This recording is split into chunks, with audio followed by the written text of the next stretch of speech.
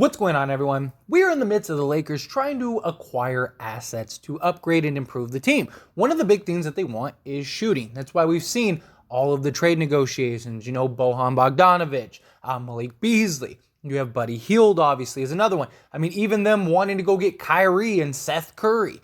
Guys like that. All guys that can shoot the ball, because the Lakers desperately need some shooting. They have a ton of great young talent. They do have a couple guys that have hit, 38 to 40% for seasons. So hopefully that works. LeBron has been a much improved three-point shooter, but nonetheless, it would be nice to have like that sort of sharpshooter, that guy that can just come in, give you 3 or 4 threes a game, and just really help you in that department.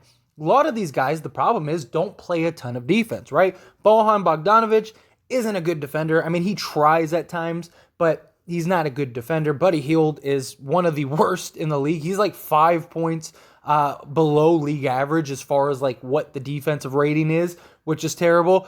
You have guys like, Beasley. Beasley is a 3-and-D guy, although he's not like an elite defender. He's more of like just slightly above league average defensively. But again, a shooter nonetheless. Even guys like Mike Conley shoot like 40% from three. A huge upgrade. But the Lakers could be looking elsewhere. We got a new report that says this. The Los Angeles Lakers are considering a landing spot for a 10-time All-Star and future Hall of Famer. In a September 12th piece called Finding Landing Spots for Top Free Agents, this is still available.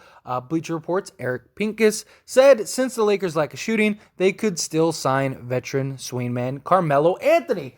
That is right. Carmelo Anthony could be coming, but there is more. This is what it says. The Lakers have more significant issues to resolve first, but don't cross them off entirely. LA has made an effort to bring on younger, more athletic players, but the team still lacks shooting. This is in regard to the Utah Jazz information, because the Utah Jazz, they're trying to work out that. But if all else fails, like if they can't work out a deal with the Jazz and they end up standing pat, then that's where Carmelo Anthony could come in. The Lakers could acquire Carmelo Anthony, or will re-sign Carmelo Anthony, which would be great. He was great for them from three-point range, especially at home. Like there was like the first like 15 or 20 games of the season, he shot something like insane, like 60% from three at home. Like it was something ridiculous. But again, he's a guy that can absolutely light it up. He's a guy that you can just count on to be a scorer. Problem is defensively, he's terrible. I mean, like terrible. And he had the worst defensive rating of his career last year. Worst defensive efforts like across the board last year. So that is definitely going to be a problem, right? Carmelo Anthony, if he is in games, you're going to have a lot of really good defensive guys around him to kind of mask that. But if you have, like, say, Anthony Davis, you have a lineup with Anthony Davis at the 5, let's say, or even Damian Jones, right? Because Damian Jones is a great shot blocker. So you get, like, Damian Jones, Anthony Davis, say you have, like, Patrick Beverley and, like, maybe Walker or Reeves with Carmelo Anthony, where you have a bunch of guys that can, roam and switch. And I could see something like that to where you kind of can mask Carmelo defensively. But he was an absolute great shooter, an absolute great scorer for the Lakers last year. And I think it would be a welcome addition. I mean, Laker fans would welcome him back open arms. They loved him. He was one of the few bright spots for the Lakers.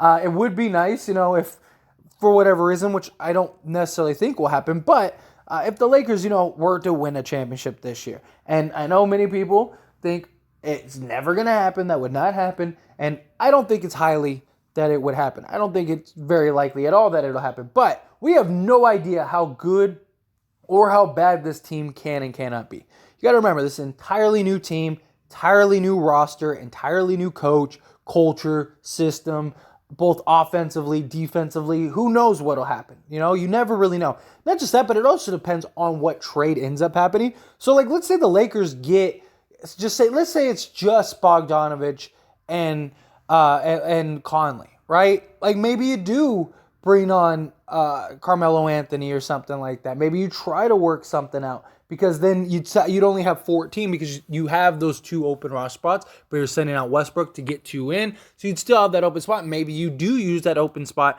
for Carmelo Anthony from just like a non-biased perspective, because come on, it's Carmelo Anthony. I love Carmelo Anthony. I I want to see him in a Laker jersey again, and I just hate how it went last season. Like when Melo came, that was my most favorite signing. I grew up with Melo. Melo is an icon, a legend. I love Melo, and I was so thrilled to have him on the Lakers. But if I'm being honest, it makes more sense for them to bring on like a Cole Swider. I know Melo would be the veteran presence. Melo would be the guy that, could hit the big shots, that has been there in the big moments, stuff like that.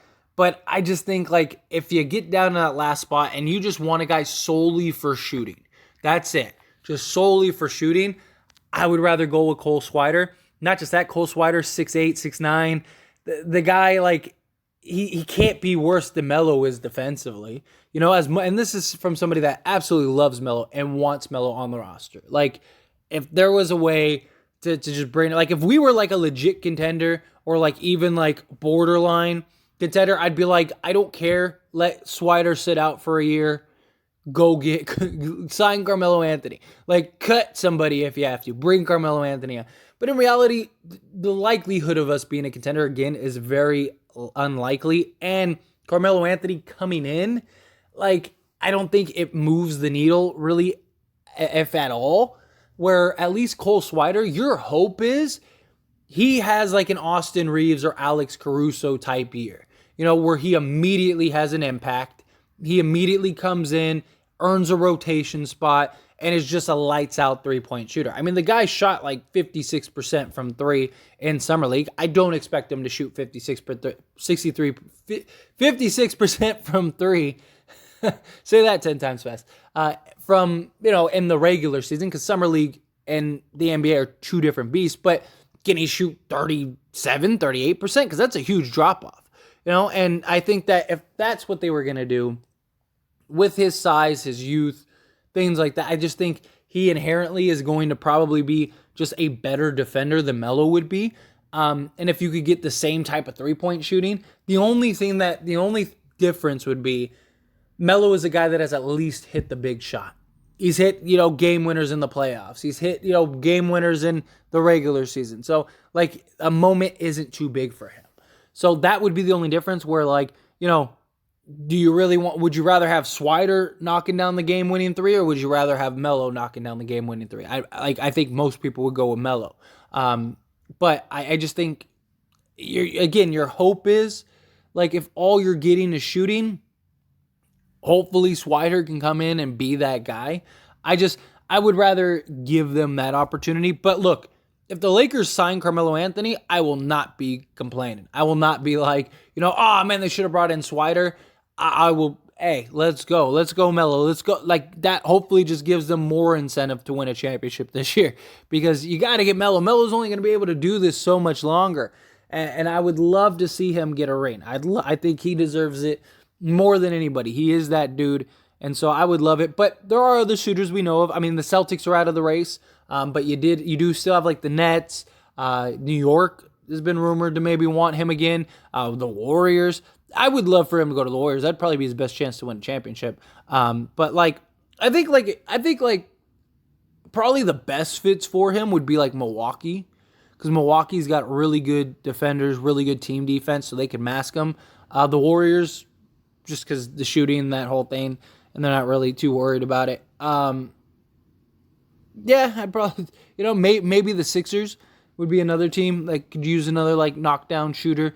He's got to go to a team that's really good defensively that can mask him. That's why I thought the Celtics were perfect, because as bad as he is defensively, they have, Time Lord and Marcus Smart and all of these guys, Jaylen Brown. Like, they were so good just team defensively last season. Like, Marcus Smart wasn't the defensive player of the year last year. I know he won the award, but that was more of a team effort, because that team was that good defensively last year that they were just like, oh, Marcus Smart is like the face of that defense, so give it to him. He was the best statistical defender on the Celtics, but he wasn't the best in the league. There were like 5 or 6 guys that were better in every category than he was. It's just the Celtics defense was just that good. And if they could replicate that next season, I thought Melo would be perfect in that spot, because you have enough defensive guys and defensive-minded guys where you could mask Melo's flaws you could mask Melo, just kind of being a negative on the defensive end. But anyway, without me babbling on too much, I just thought this was cool. I was excited to see that. I would love to have him back. So I'd love to hear your thoughts and opinions. Let me know what you think. Do you want him back? Do you not? Do you agree? Like, look, as much as I'd love him back, you might as well just bring Swider in and give him a shot. Because like I said, I mean, he's bigger, he's younger, he's probably going to shoot, you'd imagine, somewhere in the vicinity of Carmelo Anthony. The only difference is you're hoping. Like, the reason you know what you're going to get with Melo. Melo's going to be that veteran guy that is basically just a catch-and-shoot guy. Maybe create a shot here and there, but for the most part, he's just going to be catch-and-shoot 3 guy. But you don't know what you could get with Swider. The hope is he comes in and kind of becomes that surprise, like, oh, no way, type player. But anyway, however you feel about it, love to hear your thoughts and opinions down in the comment section below. Quick little shameless plug, everyone. If you enjoy my videos and commentary here on this channel, As It Stands Lakers, then check out the link down in the description below and go subscribe to As It Stands. Believe it or not, As It Stands was the first channel. If it wasn't for that channel, this channel would never have existed. Because of the success of that channel, it led me to want to create this Lakers channel. So do me a huge solid. If you're not subscribed over there, go check that out. Go subscribe over there. I talk all things sports, all teams, things like that, not just the Lakers. So if you just enjoy my commentary and want to hear me talk about other things, or you just, are a fan of other sports and other teams, go check that out. I promise you will not be disappointed. That being said, hit that like button. Helps me out a lot. Lets me know you enjoy these types of videos, and I truly appreciate it. If you're not subscribed to the channel, hit that subscribe button, followed by the bell notification. Stay up to date with all things sports. Join this wonderful community and all of our discussions. I'll see you all in the next one. Thank you.